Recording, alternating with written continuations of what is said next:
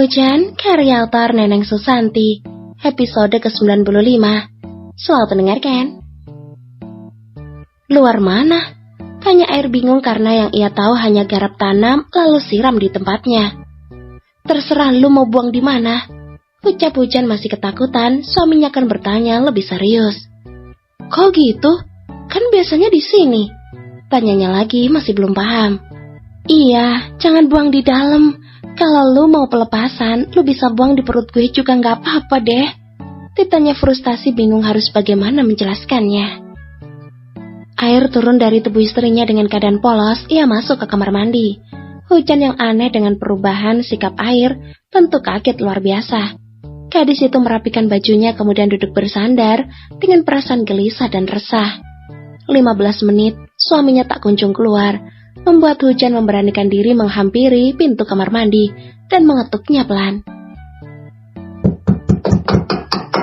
Kak, panggil Hujan dengan mode manja.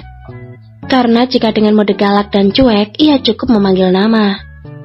Kakak belum selesai. Hujan masih mengetuk pintu sambil bertanya. Yang ia pikirkan saat ini, mungkin sang suami sedang melakukan pelepasan sendiri di kamar mandi. Air membuka pintu dengan sedikit keras. Pasangan suami istri itu kini berdiri di hadapan, ambang pintu dengan tatapan yang berbeda. Udah, tanya Hujan lagi. Udah apa? Lu pikir gue main sendiri gitu? Air balik bertanya pada istrinya yang menunduk. Kak, buat apa gue punya istri kalau main sendiri? Sindir pemuda yang sudah memasang wajah masam. Air berlalu berjalan di hadapan Hujan sebelum ia meraih jaket di lemari dan juga kunci motornya di atas meja.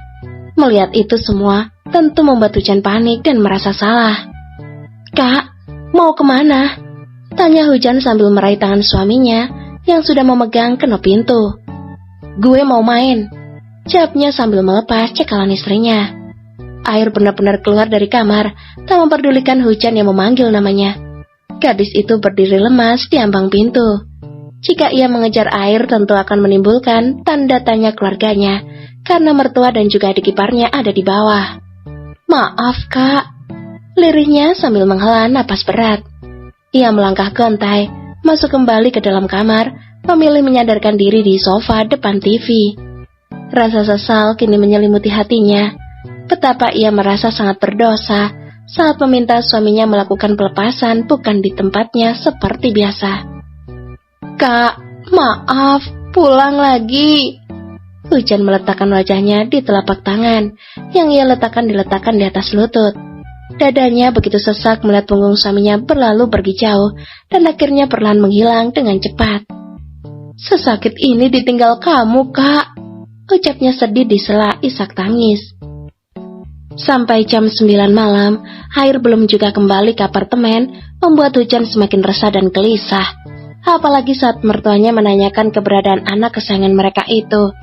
Hujan sampai harus berbohong, karena ia pun sama sekali tak tahu di mana suaminya berada kini. Di tengah kasur, Hujan masih sibuk terus menghubungi Air, yang sama sekali tak mau mengangkat telepon dan pesannya. Air mata terus mengalir di pipinya. Betapa sedihnya ia kali ini, merasa kesepian sendiri tanpa Air di kamarnya. Kamu di mana? Jangan begini, Ai. Aku udah minta maaf. Ayo pulang, aku nunggu kamu di sini. Dengan nada bergetar, ia terus berucap lirih, berharap bayi buaya cengengnya mau menerima teleponnya meski hanya berkata halo. Episode ke-96. Selamat mendengarkan. Dengan langkah tergesa, Air menuruni anak tangga menuju dapur, tempat di mana kedua orang tuanya berada. Ia mencium pipi kanan kiri mamanya, yang sedang sibuk memilah dan memilih sayuran yang akan dimasaknya nanti saat makan siang, sambil diselingi obrolan ringan bersama sang suami. Kakak mau kemana? Tanya Reza saat ia pun mendapat ciuman yang sama dari si sulung. Mau main bentar, Pak, jawabnya singkat, kemudian berlalu menuju pintu utama.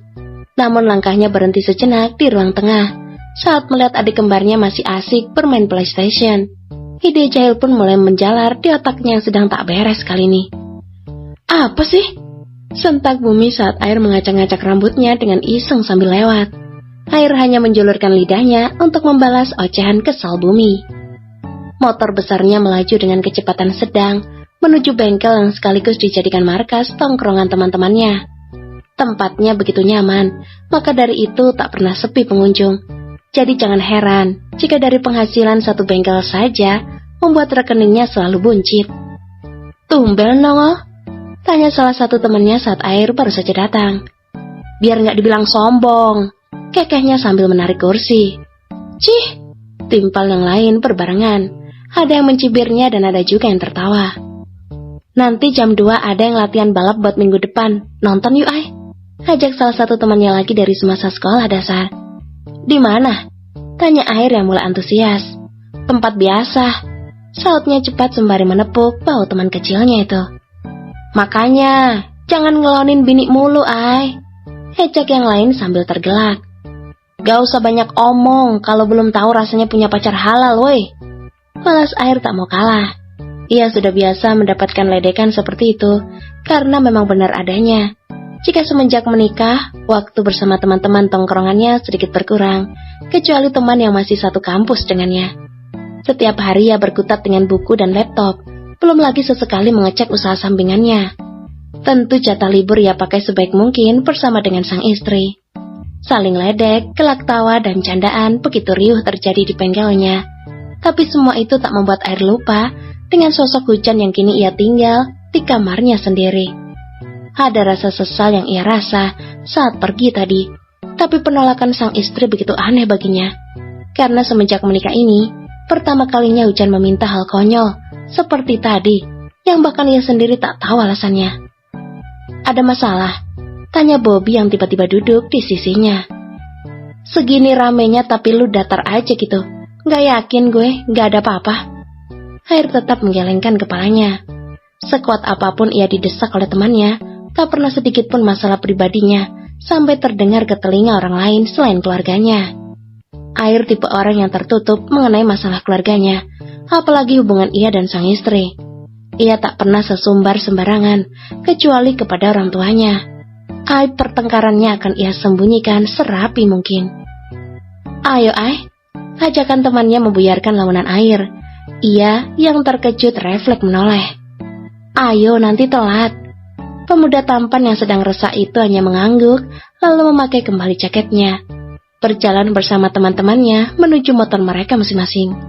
Hampir 1 jam perjalanan, akhirnya semuanya sampai di tempat latihan ajang balap motor. Sudah banyak penonton yang memadati area sisi jalan, karena latihan akan segera dimulai. "Kesana yuk, gue kenalin sama yang balapnya." Salah satu teman Air langsung menarik tangan Air. Ia hanya ikut dan mengekor di belakangnya. "Ay, kenalin nih." "Air," ucapnya sambil mengulurkan tangan. "Diandra,"